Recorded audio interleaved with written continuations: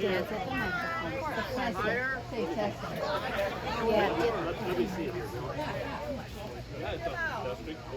Something back there. I lost everything. Testing 1, 2, 3. Okay, now try it. Testing 3, 4, 5. Okay. How's that? Well, you can't hear? Stand a little closer. That goes to everybody. Well, this afternoon I got a call from my dear friend in Oshkosh, Wisconsin, where I was. What?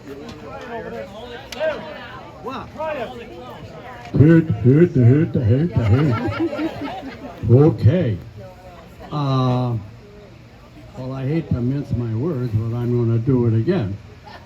I have a prepared speech, and I have it in my back pocket. I got 9 pages, and I thought, but I'm not sure how many hours you'd like to spend listening to the bullshit. Baloney, I mean. Bull. Anyway, I got a call from Oshkosh, Wisconsin. One of my dear classmates from Oshkosh High School called, and I said, "Hey, Art, thanks for calling me. What's up?" And he said, "Oh, I just wanted to tell you that happy birthday, and I want to tell you some good news and some bad news." And I said, "Oh, Art, just give me the good news." He said, "Well, if you remember, this is our 80th high school class reunion. We had our 79th last year, and we learned enough when we went to Oshkosh High School that after 79 comes 80. True story. Anyway, I said, "Well, that's a good. What's the bad news?" He said, "Well, Archibald isn't going to be joining us this year." I said, "No, why?" He said, "Well, you know, his dad owns a bakery, and he was helping out his dad part-time, and unfortunately, he sat on a fruitcake and a current went up his ass and he was electrocuted."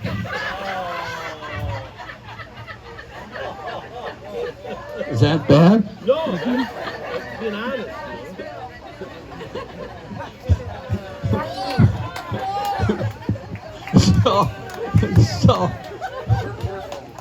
But another friend of mine, Steve, was talking about a bar down here that was having some sales problems. So Steve said to his friend, "You know, did you see that sign that he put up on his door the other day, about a month ago?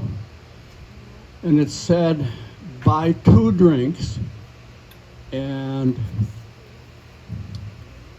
you can get free sex if you guess the number between 1 and 10. Only 1 guess per day.'"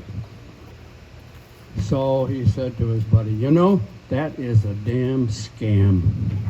That is a scam." He said, "I have been there 12 times and I never won." And his friend said, "No, hey, that's not a scam." So how the heck do you know? Did you win? "No, I never won. But a week ago, my wife won 3 times."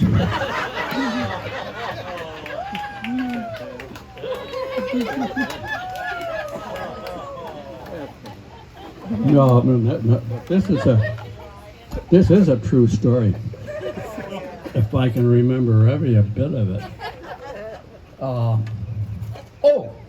You guys probably read about the crash on the highway up here, and three guys were killed all at once, and they went to the pearly gates. And when they got there, they were starting to walk through, and St. Peter said, wait a minute. I have to ask you a question."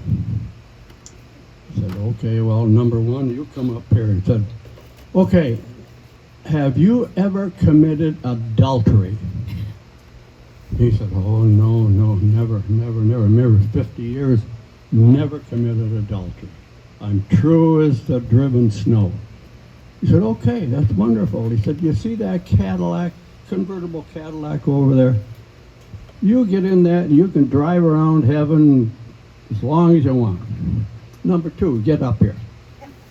So he said, have you ever committed adultery? He said, well, I did. I did twice. And I regret it. I'm sorry. It's too late now. I can't do anything about it. But I apologize. So St. Peter said, well, you see that Volkswagen convertible over there? You can get in that and you can drive around heaven all you want. Number 3, get up. Did you ever commit adultery? He said, I have to admit, in 50 years, probably 25 times. And St. Peter said, 25 times you committed adultery? Oh, yes, he said, and if I were alive, I'd probably do it again. He said, now that is really bad. You see that skateboard down there? That's what you get, and you can ride around heaven in that skateboard. So a couple weeks later, he was on his skateboard, and he came across the guy in the Cadillac who was number 1. He was parked on the side of the road crying uncontrollably. So sad. So he stopped and said, hey, why are you crying? You have everything. You got that Cadillac and you drive around. Why are you so sad? He said, well, I just saw my wife go by in a skateboard.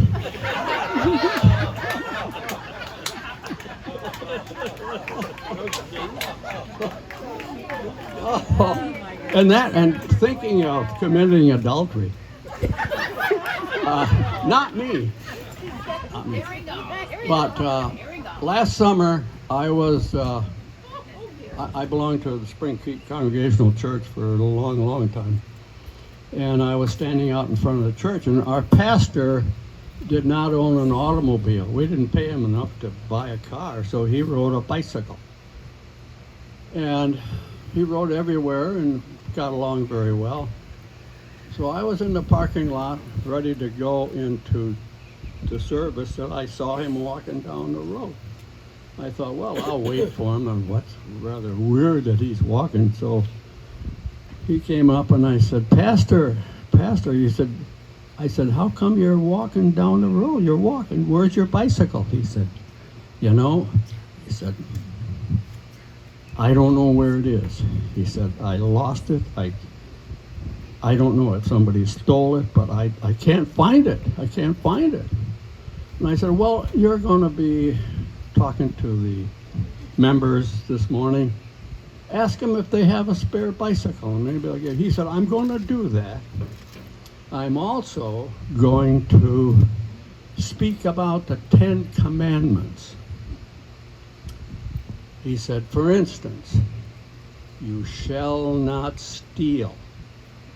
You shall not kill. You shall not commit adultery. Oh, I just remembered where I left my bicycle.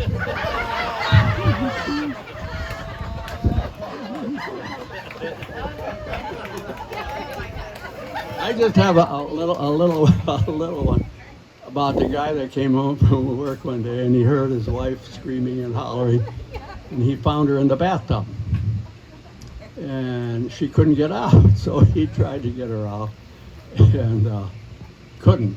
So he said, I'm going to have to call the fire department, see if they can come and send their rescue squad and get her out. And she said, well, I'm naked. What can I do? And he said, well, just fold your arms over your boobs and I'll put my hat over your private parts. So they did, and the 2 guys from the fire department came. One of them happened to be John Makovovich, Tom Markovich. Oh, yes. One of them was Tom Markovich before he retired. And so the guy said to Tom, hey, Tom, do you think you can get my wife out of this tub? And he said, I can get your wife out of here. He said, but that guy in the derby, he's gone forever. That's enough. Okay. Thank you, Bill.